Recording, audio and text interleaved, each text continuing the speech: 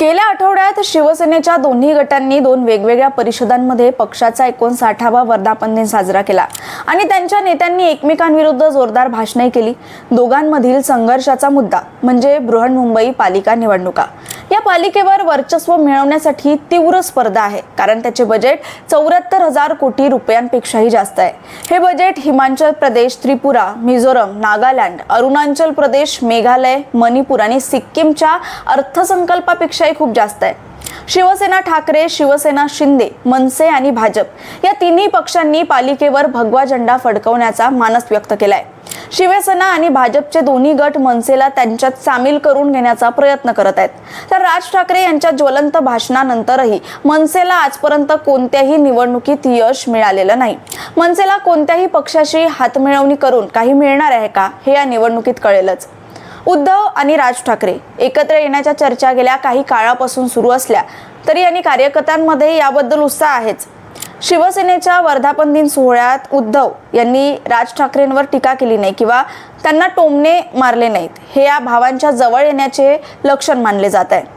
एकनाथ शिंदे यांच्या भाषणातही मनसेबद्दल असेच प्रेम दिसून आले। भाजपने पंचतारांकित हॉटेलमध्ये मनसे नेत्यांशी चर्चाही केली।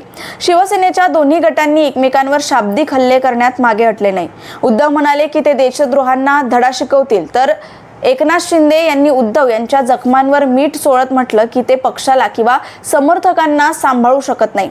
मुंबईत राष्ट्रवादी काँग्रेसचे घड्याळ किंवा शरद पवार यांचे तुतारी कधीच चालली नाही। उर्वरित महाराष्ट्रात अजूनही राष्ट्रवादी काँग्रेसच्या दोन्ही गटांमध्ये समेट होण्याची आशा आहे। गेल्या काही वर्षात सत्तेसाठी झालेल्या राजकीय उलथापालथीत जनतेचा कोणताही वाटा नव्हता। मतदारांच्या गरजा, आशा आणि आकांक्षा याकडे लक्ष न देता नेत्यांनी त्यांचे राजकीय डावपेच खेळले। लोकसभा आणि विधानसभा निवडणुकीनंतर विधान परिषद आणि राज्यसभा निवडणुकांमध्ये नेत्यांची कुरघोडी आणि संधिसाधूपणा दिसून आला। यामध्ये राजकारणाचा पोकळपणा दिसून आला। आता काही महिन्यात राज्यात स्थानिक स्वराज्य संस्थांच्या निवडणुका होणार आहेत। यामध्ये कार्यकर्त्यांच्या मेहनतीची आणि जनसंपर्काची परीक्षा होणार आहे। स्थानिक समीकरणही महत्त्वाचे असेल, परंतु नेत्यांची प्रतिष्ठा पणाला लागेल। असे असूनही मुंबई पालिका निवडणुकीसाठी कोणत्या मुद्द्यांवर लढायचे यावर कोणत्याही पक्षानं स्पष्ट भूमिका दाखवलेली नाही। केवळ भाषण देऊन आणि आरोप प्रत्यारोप करून आणि विचारसरणीला आव्हान करून काम होणार नाहीये। बृहन्मुंबईमध्ये असे अनेक ज्वलंत समस्या आहे आणि प्रश्नांनी ते ग्रासली आहे। जनतेला नेते आणि पक्षांनी याकडे लक्ष द्यावं असं वाटतं, पण आता याचं पुढे काय होणार हे आपल्याला पुढच्या येणाऱ्या निवडणुकीमध्ये कळेलच, प्रचारामध्ये कळेलच। पण या सगळ्या बाबतीत तुम्हाला काय वाटतं हे आम्हाला कमेंट्समध्ये नक्की सांगा। व्हिडिओ संपला असेल पण चर्चा सुरू राहील। नमस्कार।